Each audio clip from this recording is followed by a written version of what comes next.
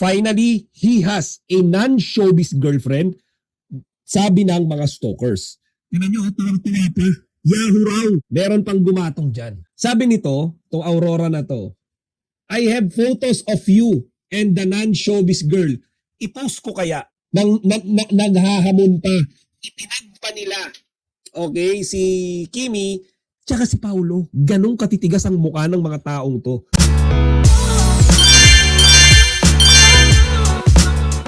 Okay? So itong page na to, hindi ko alam kung yung iba sa inyo mga kachika, alam to. Baka yung iba sa inyo napanood na, napuntahan na tong page na to. Kung ito po, musta na po kayo lahat Kimpo fans. Hello, Madam Elena Hernandez. Blessed Monday po, Chika Patron ako. Nagbubuking na po ang gawa-gawa ng mga bashers para sila si Paulo. Di naman maniniwala mga Kimpaulandia. Good evening, Chika Patron. Ang masabi ko sa mga taong walang trabaho, manira na lang. Kaya kay Kim Paulo, super ganda at maraming project ng gitara ng mga wag pansinin. Ayan, pa-shoutout naman po watching.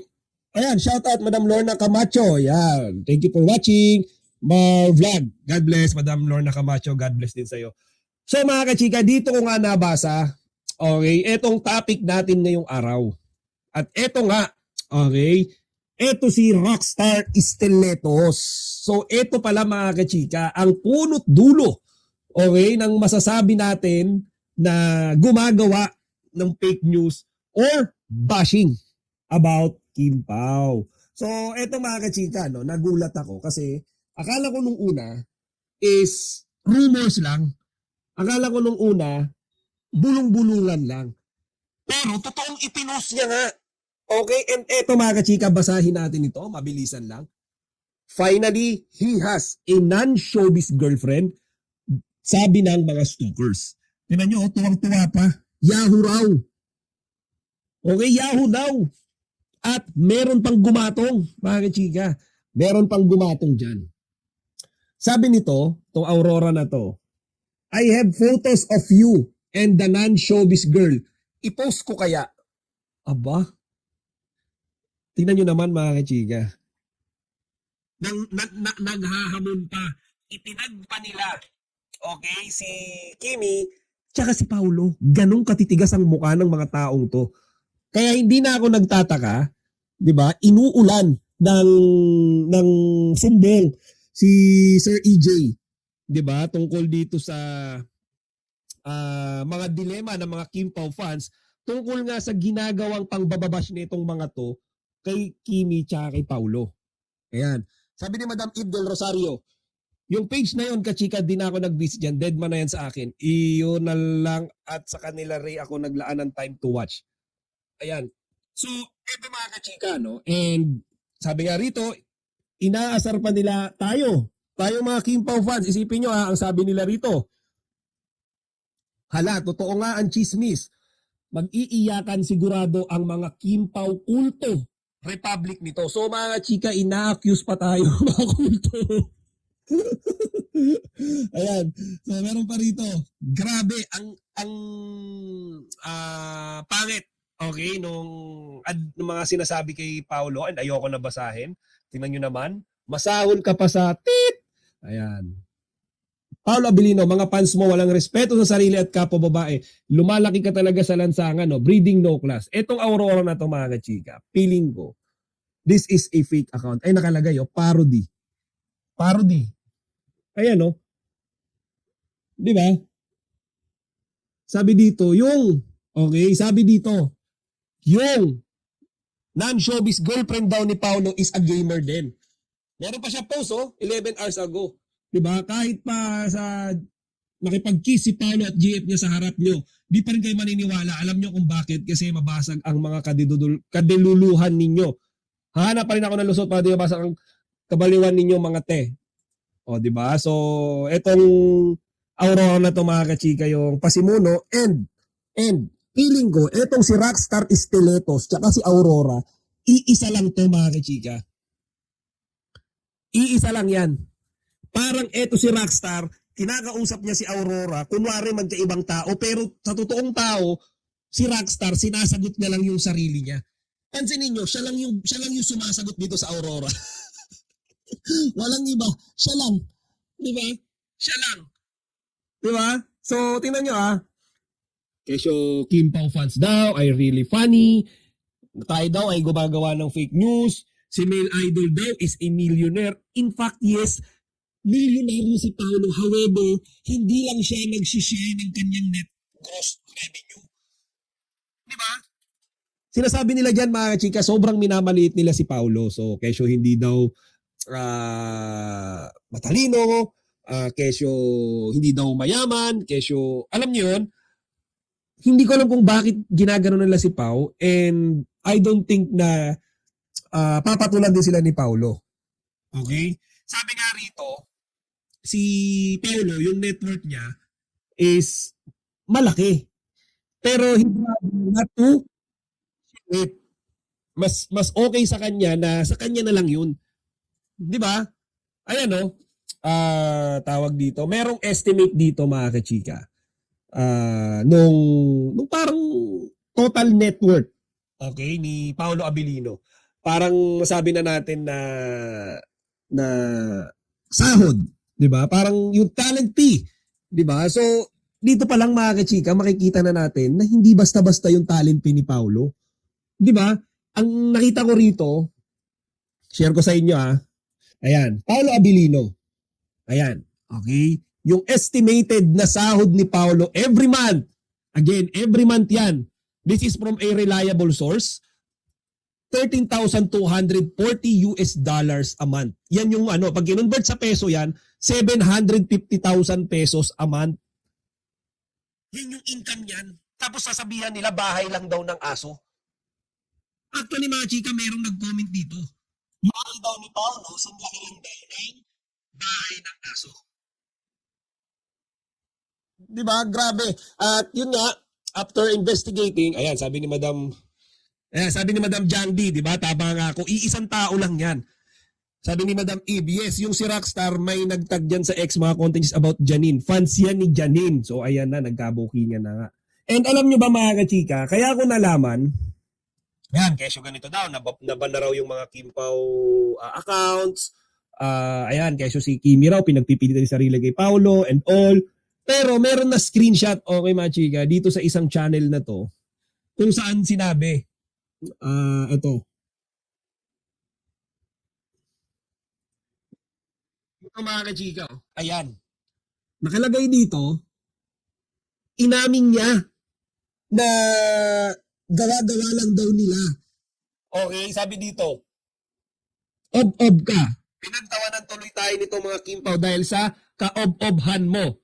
Di ba sa atin-atin nga lang yan, dapat di nila malaman na pang-asar lang natin na may ibang GF si Paolo. Wala na dahil sa kaob-obhan mo, nagsaya na naman ang mga kulto. O, di ba? Sabi dyan, yung mga basher ng Kim Pao, kung sino-sino na pinagbibintangan na ng Showbiz GF. Una si Ren, muntikan pa magdemanda yon. Ngayon naman si Mona Gonzales. O, di ba? So, ayan mga chika, siya mismo nang galing. Sa kanya mismo nang galing kay Rockstar Estileto mismo nang galing mga kachika na gawa-gawa. Sila nag-aaway. Tama nga si Madam Jamdi. Sabi ni Madam Jamdi kahapon, itong mga to, sila nag-aaway, sila nagbubukingan kasi nilalaglag na nila yung leader nila. 'Di ba? Feeling ko etong Rockstar na to, meron pang leader yan sa taas eh. Ayan, Madam Luz Dimindara, please, good evening. Ayan, sabi ni Madam Jangdi, yan nga po yung nabasa ko. Ayan, sa kasagsagan ng movie ng Kim Pao, kahit kaninong babae lang inuugnay si Paolo. Pero dahil hiningi ko ang video o photo, may problema ka ba? Naglaho ka chika, hindi na nag-reply. O, di ba? Sabi ko sa inyo mga chika, malakas ang kutob ko na etong mga taong to, kasama yung nagbamasid-masid sa bahay ni Paolo, mga fans yan nung kabilang partido. Promise. Nagmamasid-masid sa bahay ni Paolo, nagbabaka sakali ng pwede nilang ibato against Paolo. Wala silang makita. Wala. Basically, malinis si Paolo. So, ang nangyari, gumagawa ng kwento. So, ayan nga nangyari. So, eto mga kachika, dito makikita natin, na sa totoo lang, in my own honest opinion, kapag yung isang love team, particularly yung Kim Pao love team, umaangat. Okay? And beyond na, as in, lampas-lampasan na doon sa mga idol nilang laos. 'Di ba? Doon sa mga idol nilang hindi naman pinag-uusapan, wala namang mga project, 'di ba? Kung meron mang project nilalangaw naman. Sobrang layo na ni Kimi tsaka ni Paolo diyan. 'Di ba? Parang ano 'yan, lupa at langit. Eh hindi na nga langit eh. Lupa at bituin. Ganun kalayo. So ang gagawin nila, okay, just to make themselves satisfied, okay, just to make themselves a bit okay, a bit unworried, sisiraan nila si Kimi tsaka si Paolo kasi para sa kanila yun yung masarap sa pakiramdam eh. Kasi yung mga idol nila, diba, yung mga love team na sinasamba nila, eh laos. Kaya ang gusto nila, yung Kim Pao din, malaos, eh kaso hindi nila ma-take down. Kaya sinisiraan na lang, ginagawa na lang ng fake news. Okay, so ayan, actually thankful ako kay Madam Jiang D kasi binanggit niya sa akin to nung nakaraan and nakita ko nga talagang hindi ko tinigilan mga kachika. Talagang hindi ko tigilan hanggat di ko kita tong Rockstar Stiletto na to. And sabi niya rito, anti-Paulo. Yun yung ano niya, walang balls. Ayan, yan yung ano niya. Yan yung pinapakita niya yung galit niya kay Paolo Abilino. So, ayan. Nagulat ako dito and at least ngayon, alam na natin, okay, dun sa isang post niya na ipinakita ko rin sa inyo, nagawa-gawa lang nila yon para asarin yung mga Kim Pao fans. 'Di ba? Gawa-gawa lang nila yon kasi yung mga idol nila, mga laos, walang mga project, walang world tour, walang pumapansin, walang endorsers, walang ini-endorse, ano pa ba? Lahat wala eh. Kaya para makaramdam sila ng self-satisfaction, dudurugin na lang nila yung Kim Pao. So that basic, 'di ba? Yan, tama sabi ni Madam Susana Sexon tama ka chika, A-lister top 2 si Kim at top 10 si Paolo. Yung wala lang ay hindi kasali at GF niya. Correct. Nung nakaraan niya 'di ba? Nagkaroon ng movie. Pinag-usapan ba? Pinag-usapan ba 'yan? Narinig ba natin sa social media 'yan na tumabo ng tumabo ng kita sa takilya? Yung may labil may disappear nga, unang araw pa lang, nasa 22 million, 25 million na. Di ba? First day pa lang. Samantalang ito, di ba, pagka-release sa sinihan, wala na, namatay na sa balita, hindi na pag-usapan. Nakakawa nga si Ann Curtis doon, to be honest, kasi nadamay. Isipin nyo, isang araw na lang bago yung release ng movie, di ba, gumawa pa ng hindi maganda kay Kimi. So ayan, nag-backfire sa kanya, ayan ang nangyari. 'Di ba? So ayan, yan yung sinasabi ko mga kachika, no? Kasi lagi nilang inaapi si Kimi tsaka si Paolo Lagi nilang pinagtutulong-tulungan. Pati ito mga kachika, ito tong dalawa na to. Ito. Ayan, yung dalawa na yan. 'Di ba? Yung dalawa na to na sinabi fake daw, 'di ba? Fake daw ang Kim Pao. Yung dalawa na yan, tatandaan natin. Pati yung kanina, yung nirepost ko na video, yung sa Marites University, tatandaan din natin yan, machika. Pag dumating yung araw na yung Kim Pao mas lalo pang sumikat, tapos eto magsisipaghabol-habol, hello? Anyways, yun lang mga kachika, no? Again, thank you very much kasi kahit papano, nakita ko to. Una, hindi ako naniniwala kay Madam Jiang D. Madam Jiang D, no offense, nung una, akala ko yung sinasabi mo is more on rumors lang. Pero nung nakita ko tong Rockstar na to, doon ko napatunayan, totoo nga na mga below the belt yung atake nila kay Paolo. Below the belt. As in, this is way beyond foul. Ito mga chika, yung tinatawag na personal attacks. Ito na yung word, kabastusan. Okay, and ayan, buti nga sa kanila, sila nagkabukingan, sila nagkalaglagan, and finally, okay, pakinggan nyo to mga chika, napatunayan natin na hindi totoo yung chismis na si Paolo Abilino ay mayroong non-showbiz girlfriend. Hindi totoo, okay? Hindi totoo yan kasi yung mismong Rockstar Stiletto na to mismo yung naglaglag sa sarili niya, gawa-gawa lang daw nila yan para asarin yung Kim Pao community. Okay? So yan, tuldukan na natin yung usapin na yan mga kachika. Pagtanggol natin si Paolo, yung last na atake sa kanya ngayon, yung kay Sophia Andres, huwag nating hayaan na sirain nila si Paolo ng ganun-ganun na lang. Kasi Paolo cannot even fight for himself. Bakit? Kasi si Paolo mga chika mabait siya. He'd rather keep his mouth shut, 'di ba? Rather than patulan yung ganitong klaseng mga tao. Mas okay pa sa kanya na tumahimik na lang, absorbin niya lahat ng masasakit na salita kaysa patulan niya yung ganitong klaseng mga bashers.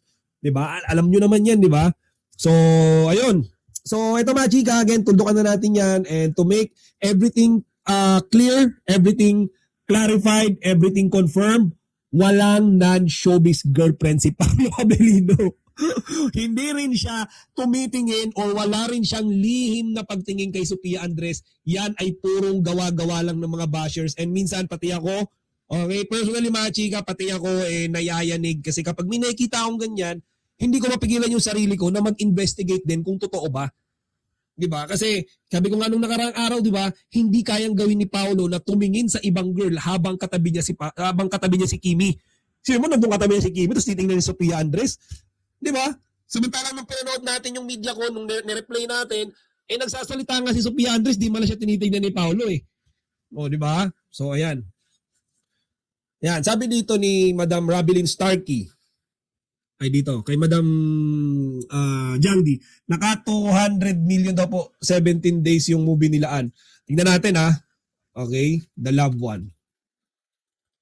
The Loved One. Okay, tingnan natin.